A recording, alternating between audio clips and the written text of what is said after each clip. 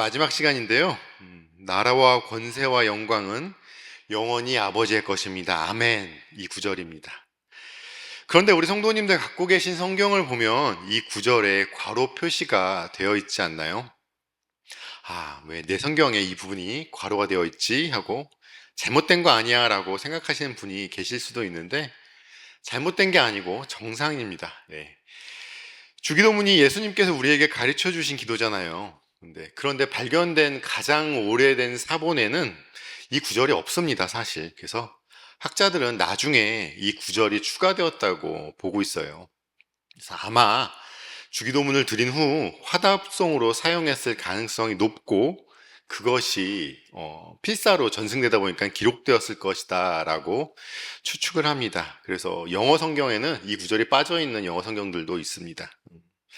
예수님이 가르쳐 주신 기도를 하고 하나님의 주권적인 통치와 모든 것이 주님께 속했음을 다시 상기하면서 신자들이 올려드린 기도 구절이라는 것이죠.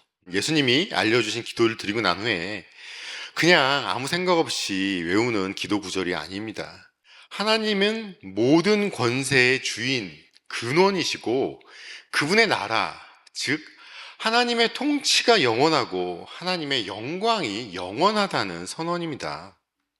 예수님께서 알려주신 기도를 드리고 응답하면서 나라와 권세와 영광은 영원히 아버지의 것입니다 라고 성도들이 선언하는 건데요.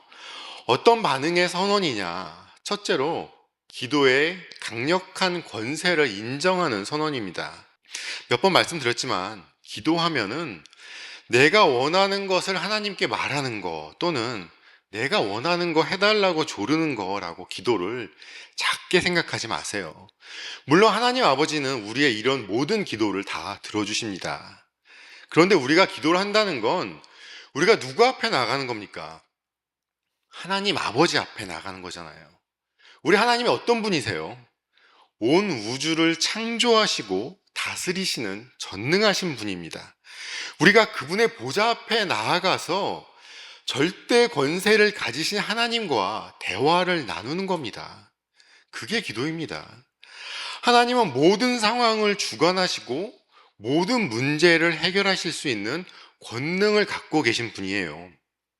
이 하나님의 권세를 인정하면서 올려드린 기도가 얼마나 중요한지 아시겠어요? 우리는 살아가다 보면 우리의 연약함과 한계 때문에 종종 절망하고 무너집니다. 그러나 우리가 기도의 권세를 인식할 때 우리는 그 연약함과 절망을 갖고 예수님께 나아갈 수 있는 겁니다. 지금 내 상황이 캄캄하고 앞이 보이지 않고 미래가 불안하게 느껴질 때 혼자 계시는 게 아니라 그걸 갖고 예수님 앞으로 나아가야 한다는 겁니다. 예수님은 우리의 연약함을 너무 잘 아시는 분이라고 몇 번을 반복해서 말씀드렸잖아요. 그 예수님께서 시키시는 기도라니까요. 너희는 기도만 해. 내가 해결해 줄게. 나한테 맡겨. 그 말씀이신데 그 기도를 우리에게 시키시기 전에 우리한테 뭐라고 말씀하셨어요? 8절 말씀이시죠. 그러므로 그들을 본받지 말아라. 하나님 너희 아버지께서는 너희가 구하기 전에 너희에게 필요한 것이 무엇인지를 알고 계신다. 이렇게 말씀해 주시고 우리에게 가르쳐 주신 기도가 주기도문입니다.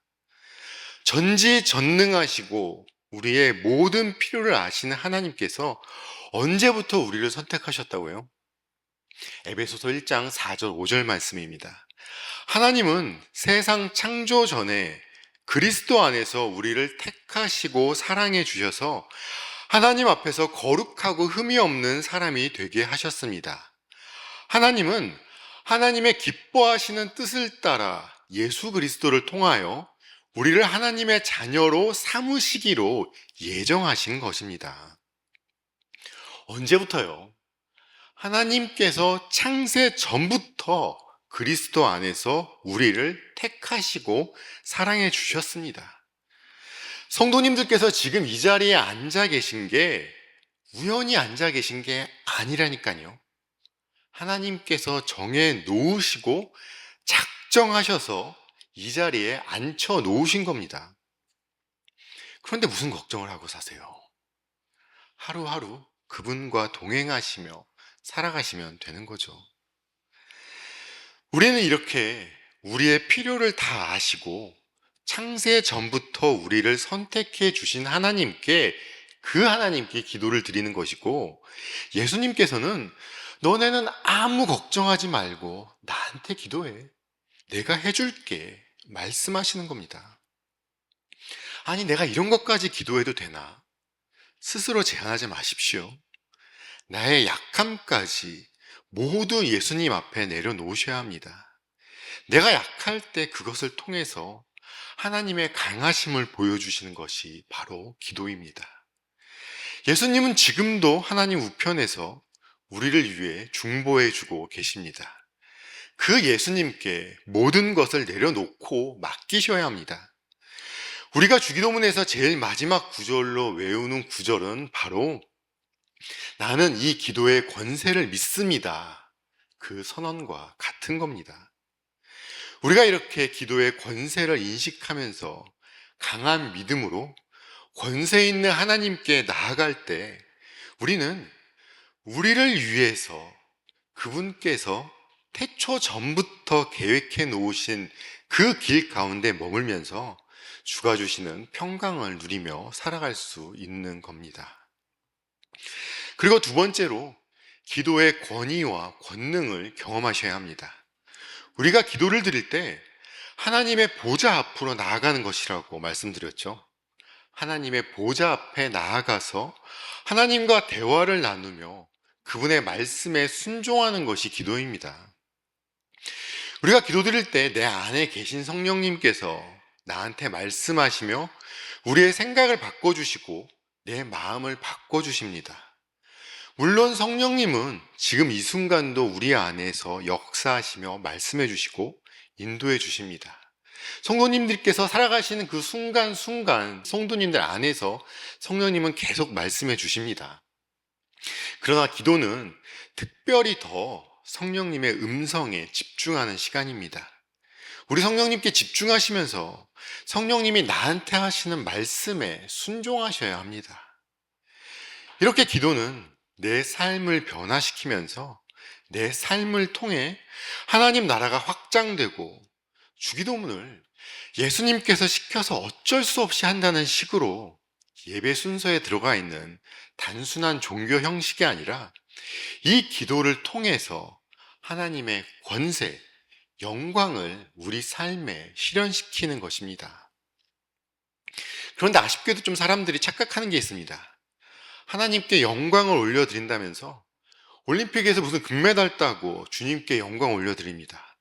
또는 각종 시상식에서 이 모든 영광 하나님께 드립니다. 이런 것이 영광 올려드린다고 생각을 해요. 또는 학생들한테 명문대학 가서 세상적으로 성공하고 돈 많이 벌어서 부자 되는 것이 영광 올려드리는 거라고 가르치죠. 근데 성경에 나온 인물을 한번 볼게요. 요셉이 나는 이집트 총리가 되어서 이스라엘을 구원해야겠다. 그렇게 자기 스스로 주를 위한 비전을 가졌나요? 아닙니다. 요셉은 주님이 요셉에게 보여주셨던 그 꿈의 의미도 제대로 몰랐었습니다. 그냥 주어진 순간순간을 열심히 살았을 뿐입니다. 그게 하나님의 섭리 가운데 움직였을 뿐이에요. 그저 주님께 맡기시고 내 스스로 하려 하지 마십시오. 우리 하나님은 강한 사람, 잘난 사람을 사용하시는 것이 아니라 주님 말씀에 순종하는 그 한 사람을 사용하십니다. 아멘. 스스로 강하다고 생각하는 사람, 잘났다고 생각하는 사람은 하나님이 해주셨다는 것을 몰라요. 그저 자기가 잘나서 한 줄 알고 교만해집니다. 사울을 한번 보십시오. 외모가 빼어나고 세상적으로 잘났던 사람입니다. 그런데 결국엔 어떻게 됐나요? 그러나 다윗을 보십시오. 세상적으로는 못난 사람이었습니다. 다윗의 아버지는 선지자가 찾아왔는데도 다른 형제들은 다 불러서 선지자 앞에 보여주면서 다윗은 그 자리에 부르지도 않고 양 지키게 할 정도로 세상적인 기준으로 볼 때 다윗은 못난 사람이었어요. 그러나 세상적으로 볼 때 못났을지라도 다윗은 자기 맡은 자리에서 열심히 양을 지키고 있었고 하나님을 경외하는 사람이었습니다. 하나님은 그런 다윗을 부르셔서 왕으로 세우셨습니다. 다윗은 자기 스스로 왕이 되겠다는 비전을 가진 적이 단 한순간도 없었습니다. 하나님 영광을 위한 삶은 세상이 추구하는 화려한 성공이나 높은 사회적 지위에 있지 않습니다. 하나님께 영광 돌리는 진정한 삶은 우리가 하나님의 거룩하심을 닮아서 세상과 구별된 삶, 거룩한 삶을 살아가는 것입니다. 거룩한 삶을 살아가는 것은 하나님께 구별된 백성으로 그분의 말씀에 순종하며 살아가는 거예요. 그럴 때 주가 함께 하시는 것이고 내가 스스로 높아지는 것이 아니라 주님이 그런 사람을 높여주시는 겁니다.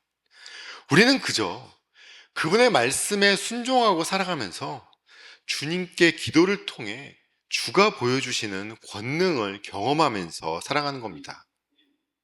우리는 말씀에 순종해 살아갈 때 주가 보여주시는 놀라운 기적을 경험할 수 있습니다. 그런데 여기서 기적이라고 하면은 꼭 눈에 보이는 물리적인 기적만을 생각하시는데 그것뿐만 아니라 우리 마음을 변화시키고 나의 관점을 바꿔서 우리의 뜻이 하나님 뜻에 일치되게 해주시는 그러한 기적도 포함이 됩니다. 물리적 기적뿐만 아니라 내 내면이 변하는 기적도 체험하실 수 있습니다. 세 번째로 기도를 통해서 하나님 뜻과 우리의 소망이 연결됩니다. 내 소망이 세상적인 것에만 머물러 있을 때는 우리는 실망과 좌절을 경험합니다. 그러나 기도를 통해서 내 뜻이 하나님 뜻과 같아질 때 우리는 영원한 하나님의 소망과 꿈을 가질 수 있게 됩니다. 우리가 기도할 때 우리는 예수님의 사역과 하나님의 계획에 참여하게 되는 것이고 그 기도를 통해서 나의 약함을 넘어서는 우리 하나님의 강함을 경험하면서 내 삶이 하나님 나라에 속하게 되는 것입니다. 그래서 우리는 기도하며 내 안에서 역사하시는 성령님의 음성에 귀 기울이시고 집중하셔야 됩니다. 내가 예수님을 믿는다면서 주님을 영접했다면서 내 삶이 변하지 않고 옛 생각에 머물러 있다면 이건 둘 중 하나입니다. 하나님을 아직 믿지 않고 있는데 믿는다고 착각하는 것이나 또는 말씀에 순종하지 않는 겁니다. 성령님께서 내 안에서 계속 지금도 탄식하고 하나님께 중보하고 계시는데 내가 변하지 않는다? 아니, 당장 변하지 않더라도 내가 변하려는 노력이나 고민을 전혀 하지 않는다면 성령님이 안 계시거나 또는 성령님의 음성을 내가 무시하고 있는 거죠. 내 안에 성령님이 거하시며 믿음이 성장하고 신앙심이 깊어질수록 더욱 하나님의 뜻을 구하게 되고 내 죄에 더 민감하게 됩니다. 그러면서 어떻게 하면 내가 예수님을 닮아갈까 고민하게 되는 게 성령님이 안에 계신 분들의 기본적인 자세인 것이죠. 나는 하나님의 자녀이고 예수님은 우리를 위해 중보하시면서 나를 하나님께 인도하시는 유일한 길이십니다. 예수님을 통해서 우리 기도는 하나님의 섭리를 깨닫게 되고 그분의 계획하심과 인도하심에 순종하게 됩니다. 혹시 성도님이 지금 고난 가운데 있을지라도 기도를 통해서 우리는 그래서 하나님의 평안을 경험할 수 있습니다. 나의 모든 것을 예수님께 맡기십시오. 세상은 우리에게 성공과 부와 명예를 추구하라고 말하지만 하나님께서는 우리에게 그분의 나라와 의를 먼저 구하라고 말씀하십니다. 마지막으로 우리가 주기도문을 드리고 주기도문에 응답하면서 한 가지 더 살펴보셔야 할 중요한 점이 있습니다. 주기도문은 예수님께서 가르쳐 주신 기도에는 오늘 우리에게 필요한 양식을 내려주시고 우리가 우리에게 죄 지은 사람을 용서하여 준 것 같이 우리의 죄를 용서하여 주시고 우리를 시험에 들지 않게 하시고, 느낌이 오시나요? 왜 나를이라고 안 가르쳐 주시고 우리를이라고 가르쳐 주셨을까요? 예수님께서 알려주신 기도는 개인의 기도이자 바로 동시에 공동체를 위한 기도입니다. 우리는 혼자 신앙생활하는 것이 아니고 혼자 악에 맞서서 싸우는 것이 아니라 교회 공동체가 함께 신앙생활하며 함께 싸우는 것입니다. 예수님과 나의 관계는 1대1 관계입니다. 내가 구원받고 천국 간다고 해서 내 가족이 함께 가는 거 절대 아닙니다. 나만 갑니다. 하지만 신앙생활은 함께 하는 겁니다. 서로를 위해서 함께 기도하면서 함께 성장하고 함께 악에 싸우는 겁니다. 우리 교회는 머리 대신 예수님의 몸입니다. 한번 상상해 보세요. 다리는 잘하지 않고 팔다리만 길게 자란다거나, 팔다리는 잘하지 않는데 허리만 길게 자라고, 또는 머리는 엄청 큰데 몸은 하나도 안 자란다면 이게 정상적인 성장이 아니잖아요. 각 교회 지체는 함께 성장해 가야 되는 겁니다. 그래서 나만 잘났고 내 신앙만 뛰어난 것이 아니라 내 옆에 연약한 성도를 위해서 중보해 주며 함께 성장해 나가야 하는 것입니다. 나라와 권세와 영광은 영원히 아버지의 것입니다. 하나님 나라와 권세를 누리며 하나님께 영광 돌리는 삶은 세상적 기준으로는 측정할 수가 없습니다. 그것은 우리가 하나님 말씀에 순종하며 살아가는 것입니다. 지금 주어진 자리에서 작은 일에 충성하는 것, 내 옆에 성도를 사랑하고 이웃을 사랑하고 정직하게 살아가고 나에게 죄 지은 사람을 용서하여 주고 겸손한 마음으로 살아가는 것, 이 모든 것들이 하나님께 영광 돌리는 거룩한 삶을 살아가는 것입니다. 처음 기도의 시작은 이루고 싶은 내 소원이 있어서 하나님께 올려드릴지라도 하나님께서는 우리의 마음을 변화시켜서 그분의 뜻과 같게 만들어 주십니다. 때로는 거절하시고 침묵하시기도 하고 우리가 생각하고 원할 때와 다를 때 응답해 주시기도 합니다. 하지만 그 모든 것이 나보다 나를 더 잘 아시는 하나님이 인도해 주신다는 그 확신을 갖고 계신다면 그저 감사함밖에 안 나오는 겁니다. 나에게 가장 잘 맞는 것을, 최선인 것을 다 아시고 미리 준비해 주시고 계셨던 하나님이십니다. 우리가 예수님께 드리는 기도에 강력한 권세가 있다는 것을 잊지 마십시오. 우리가 기도할 때 우리는 누구 앞에 나가는 거라고요? 온 천하 만물을 다스리시는 그 하나님 앞에 나가는 겁니다. 예수님께서 알려주신 기도를 전심으로 들으시면서 눈에 보이는 물리적인 기적이 또는 내 마음을 변화시켜 주시는 기적 등 기도의 권능을 경험하셔야 됩니다. 그리고 무엇보다 중요한 것은 기도 중에 나에게 주시는 그 말씀에 순종하시면서 내 뜻을 하나님 뜻과 맞추셔야 합니다. 이방 종교들처럼 예수님께서 가르쳐 주신 기도를 종교 행위로 만들지 마십시오. 우리의 기도는 하나님 나라를 이 땅 위에 실현시키는 행위입니다. 그리고 기억하십시오. 우리가 주의 영광을 위해 산다는 것은 내 꿈을 주님이 주신 비전이라고 포장하는 것이 아니라 주어진 순간순간 주님 말씀에 순종해 살아가면서 거룩한 하나님을 닮아가는 것입니다. 그럴 때 내 스스로 높이는 것이 아니라 하나님께서 우리를 높여주십니다. 예수님이 알려주신 기도를 나의 기도 생활로 삼으시면서 그 기도를 통해 하나님 영광을 드러내는 거룩한 백성의 삶을 살아가시길 주님의 이름으로 축원합니다.